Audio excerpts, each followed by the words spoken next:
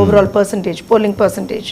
అయితే ఇక్కడ ఇంకొక విషయం ఏంటంటే, ఒకటి వర్మ గారు, ఈ 5 సంవత్సరాల్లో రాష్ట్ర ప్రజలు పడ్డటువంటి ప్రతి బాధకి, పడినటువంటి ప్రతి దెబ్బకి, అన్ని వర్గాల వాళ్ళు, అన్ని కులాలు, అన్ని పార్టీలు, అన్ని వర్గాలు, అన్ని మతాలు, అందరూ వీటిలన్నిటికీ వెంకటరెడ్డి గారు సమాధానం చెప్పాలి. వీటిలన్నిటికీ వెంకటరెడ్డి గారు తర్వాత సమాధానం చెప్పాలి. సరే, మీరు నా వర్షన్ అడిగారు, నా వర్షన్ చెప్తున్నాను నేను.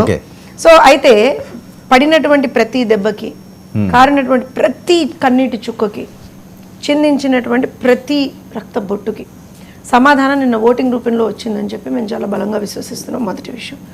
రెండో విషయం ఇంకోటి ఏంటి అని అంటే, ఎంత నాకు తెలిసి ప్రచార సమయంలో కూడా, ఇప్పుడు ఫర్ ఎగ్జాంపుల్ ఉదయగిరి లాంటి చోట లాంటి ప్లేసెస్లో తీసుకుంటే వర్మ గారు, అక్కడ ఉన్నటువంటి ప్రెసెంట్ ఎమ్మెల్యే ఎవరైతే ఉన్నారు, ఎమ్మెల్యే అభ్యర్థి ఎవరైతే ఉన్నారు వైఎస్ఆర్సీపీ నుంచి, ఆయన బహాటంగానే ఆన్ కెమెరానే ఆయన బెదిరించారు లిటరల్గా. ఏంటంటే, సైకిల్కి కనుక మీరు ఓటేస్తే ఊర్లు మొత్తం ఖాళీ చేయించి క్లియర్ గా మీ దగ్గరే వచ్చిందండి. మీ దగ్గర కూడా ఉందా విజువల్? చూడండి ఒకసారి. మీ సో వాళ్ళ మాట అంత వెళ్ళాను, ఆ ఏరియా కూడా వెళ్ళాను. అదే మాట అక్కడ ఉన్నటువంటి ప్రజలు కూడా చెప్తే నేను అన్నాను, మరి ఎలా అంటే వాట్ ఈస్ యువర్ థాట్స్ అనేది నేను ఇన్ జనరల్గా అడిగాను. అడిగితే వాళ్ళు ఒకటే అన్నారు, అమ్మ బెదిరింపులకు బెదిరే రోజులు పోయాయి, భయపడే రోజులు పోయాయి, రాష్ట్రం బాగుపడాలంటే ఖచ్చితంగా కూటమి రావాలని మేము బలంగా విశ్వసిస్తున్నాం అనేది ప్రజలు చెప్పినటువంటి మాట. నేను ఆల్మోస్ట్ రాష్ట్రం మొత్తం తిరిగానండి, ఆంధ్రప్రదేశ్ రాష్ట్రం మొత్తం తిరిగాను. మీకు తెలుసు ఏ ప్లేసెస్లో క్యాంపెయినింగ్ చేసామో కూడా తెలుసు. సో ప్రతి చోట కూడా we have seen a difference in the public pulse. ప్రజలు చాలా చాలా అంటే ఒక స్ట్రాంగ్ డిటర్మినేషన్తో ఉన్నారు. ఖచ్చితంగా ఈ నియంతృత్వ ప్రభుత్వాన్ని దించేయాలనేటువంటి ఒక డిటర్మినేషన్ ప్రజల్లో అయితే మాకు కనిపించింది. ఇక్కడ ఇంకో విషయం, ముఖ్యంగా మనం ఒక విషయం మాత్రం మాట్లాడుకోవాలి వర్మ గారు. మహిళా ఓటర్లలో ఒక బ్రహ్మాండమైనటువంటి చైతన్యం. ఎందుకంటే నాకు తెలిసి అత్యంత బాధింపబడినటువంటి వర్గం మహిళలే ఈ ప్రభుత్వంతో.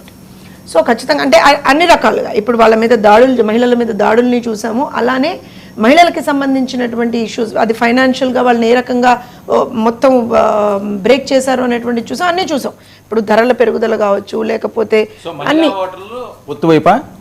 క్లియర్ గా. అదేంటి గంపగుత్తుగా మహిళా ఓటర్లు అన్ని వైసీపీకి అంటున్నారు వాళ్ళు? సార్ నేను ఒక విషయం చెప్తాను వర్మ గారు, వాళ్ళ ఏదో సంబరపడుతున్నారు సార్. ఎందుకు మీరు 20 రోజులు కూడా వాళ్ళకి ఈ మాత్రం ఆనందం కూడా వెంకటరెడ్డి గారు? నాకు తెలిసి నాకు చిన్న డౌట్ వచ్చింది ఆయన చూసి. ఏంటి మీరు ఎప్పుడు కండువా కప్పరు, క్యాంపెయిన్ అయిపోయింది, పోలింగ్ అయిపోయింది, ఇప్పుడు కండువా కప్పుతున్నారండి? నాకు చిన్న డౌట్, క్లారిఫై చేస్తారు సింపుల్ గా? చెప్తాను సార్. Okay fine. అయితే ఇక్కడ ఇంకో విషయం అండి, నిన్న పోలింగ్ రోజున మీరు అంటే నేను I'm just giving you the entire scenario.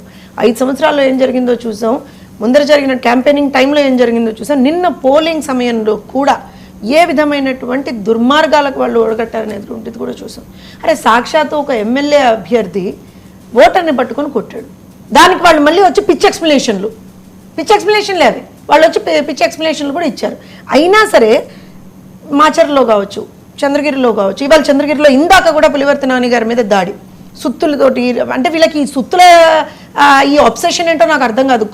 ఏమంటారంటే గొడ్డళ్ళు, సుత్తుల అబ్సెషన్ ఏంటో అర్థం కాదు. అవు అంటే గొడ్డళ్ళు, లేకపోతే ఇప్పుడు మా పార్టీ ఆఫీస్ మీద దాడి చేసినప్పుడు సుత్తు, ఇవాళ పులివర్తి నాని గారి మీద దాడి కూడా సుత్తితోటే. అంటే ఎందుకు ఈ రకమైనటువంటి వీటికి రిజార్ట్ అవుతారో అది వాళ్ళకే తెలియాలి. కాకపోతే ఏం జరిగింది అని అంటే, మొత్తం నిన్న రౌడీజాన్ని అంటే ఇన్ని రోజులు చేశారు అనేటువంటి దానికి నిన్న క్లియర్ డిపిక్షన్ వచ్చింది. ఈసీ కంట్రోల్లో ఉన్నా సరే ఏ రకంగా నిన్న ఇవాళ కూడా ఇప్పుడు ఇందాక కూడా నేను చెప్పేది పులివర్తి నాని గారి మీద ఏ రకమైనటువంటి దాడి జరిగింది. సో ఈసీ కంట్రోల్లో ఉన్నా సరే వాళ్ళు ఏ రకంగా రౌడీజం చేశారు, గుండాయిజం చేశారు అనేటువంటిది బయటపడింది. సో డెఫినెట్గా గత 5 సంవత్సరాలుగా వాళ్ళు ఎంత చేశారనేది ప్రజలకు కూడా అర్థమైపోయింది. ఇవన్నీ చూస్తుంటే నిన్న ఒక పౌరుషం అండి ప్రజల్లో. నాకు తెలిసి పొద్దున్న 6:30 నుంచే లైన్లలో నిలబడ్డారు ప్రజలు. చాలా చోట్ల ఈవీఎంలు మొరాయించిన, కొన్ని చోట్ల వీళ్ళు ఈ రకంగా గొడవలు సృష్టించాలని ప్రయత్నం చేసిన, ఈవెన్ అదే తెనాల్లో ఎక్కడైతే ఒక ఎమ్మెల్యే అభ్యర్థి ఒక సామాన్య ఓటర్ని కొట్టాడో అక్కడ కూడా ఆ ఓటర్ మీద దాడి జరుగుతుంటే కూడా పక్కకు జరిగారు తప్పించి ఒక్కళ్ళు కూడా ఓటు వేయకుండా వెళ్ళిపోలే.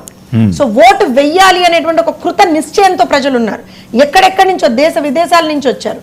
అలానే పక్క రాష్ట్రాల నుంచి కూడా అక్కడ సెటిల్ అయినటువంటి వాళ్ళు కూడా లేదు మా రాష్ట్రానికి మేము ఏదో చెయ్యాలి అనేటువంటి ఒక ఉద్దేశంతో వచ్చారు. సో ఖచ్చితంగా ఒక రకంగా ఎట్లా అయిపోయింది అని అంటే, వాళ్ళ రౌడిజానికి వీళ్ళ పౌరుషంతో, ప్రజల పౌరుషంతో నేను సమాధానం చెప్పారండి. ఎన్ని ఘటనలు జరిగినా వర్మ గారు ఎక్కడా కూడా తగ్గకుండా ఓటు వేసే వెళ్తాం. ఈవెన్ ఆ దాడి జరిగినటువంటి ఎవరి మీద అయితే దాడి జరిగిందో ఆయన కూడా పోలీసులు రండి సార్ మీరు కంప్లైంట్ చేయండి అంటే ఫస్ట్ నేను నా ఓట్ ఎక్సర్సైజ్ చేసుకోవాలి, నా రైట్ టు ఓట్ని ఎక్సర్సైజ్ చేసుకోవాలి, నేను ఓట్ వేసిన తర్వాతే నేను వస్తాను అనేటువంటి ఒక స్ట్రాంగ్ దృఢ నిశ్చయంతో వెళ్ళారు. అయితే ఇక్కడ ఇంకొక విషయం అండి, దాడులతోటే మేమేదో అంటే వాళ్ళ పాపం వాళ్ళని కూడా ఏమో అనలేం వర్మ గారు, పాపం ఫ్రస్ట్రేషను, పాపం కోపం, పాపం చేతగానితనం, పాపం నిస్సహాయత, పాపం ఉన్నటువంటి 5 సంవత్సరాలు వాళ్ళు ఏదైతే ఒక అహంకారాన్ని చూపించారో అవన్నీ కూడా ఇవాల్టి రోజున వాళ్ళకి అంటే ఓడిపోతున్నాం అని ఎప్పుడైతే తెలిసిపోయిందో they couldn't resist themselves but to resort to such kind of violent acts. క్లియర్గా వైలెన్స్ చేద్దాము, ఏ రకంగా అయినా సరే ఓటర్లను బెదిరిద్దాము అని అనుకున్నారు. దాంట్లో కూడా సఫలీకృతులు కాలేకపోయారు. ఆఖరికి ఏం చేశారు, బేలేడుపులు ఆడడం స్టార్ట్ చేశారు. నిన్న రోజా, తర్వాత అనిల్ కుమార్ యాదవ్, ఇందాక అంబటి రాంబాబు, ఇక బేలేడుపులు ఆడడం స్టార్ట్ చేశారు. At the end of the day ప్రజలు చాలా క్లియర్గా ఒక మ్యాండేట్ ఇచ్చున్నారండి, క్లియర్గా మ్యాండేట్ ఇచ్చున్నారు. ప్రజలు ఖచ్చితంగా ఈ ప్రభుత్వాన్ని మేము దించుతాము, ఈ ప్రభుత్వం మాకు అన్యాయం చేసింది అనేటువంటి ఒక దీంట్లో ఉన్నారు. ఖచ్చితంగా రేపొద్దున ఒక మంచి ప్రభుత్వం, ప్రజా ప్రభుత్వం రాబోతుంది. కొన్ని నియోజకవర్గాల మీద చాలా ఎక్కువ బెట్టింగ్లు జరిగినాయి, చాలా ఎక్కువ కాన్సన్ట్రేషన్ దాని మీద ఉంది. పిఠాపురం అవనియండి, లేకపోతే మీ మంగళగిరి అవనియండి, మీ చిన్నబాబుది ఏంటి అక్కడ పరిస్థితి ఏంటి? చాలా కష్టం అంటున్నారు కదా. ఏంటి కష్టం? అవునండి, వైఎస్ఆర్సీపీకి డిపాజిట్ రావడం కూడా కష్టమేనండి పాపం. అవునా? కష్టమేనండి వాళ్ళకి పాపం, తప్పేం లేదు. ఏం చేద్దామండి, పోన్లేండి. ఇప్పుడు నేను ఇప్పుడు ఒక విషయం చెప్తాను వర్మ గారు.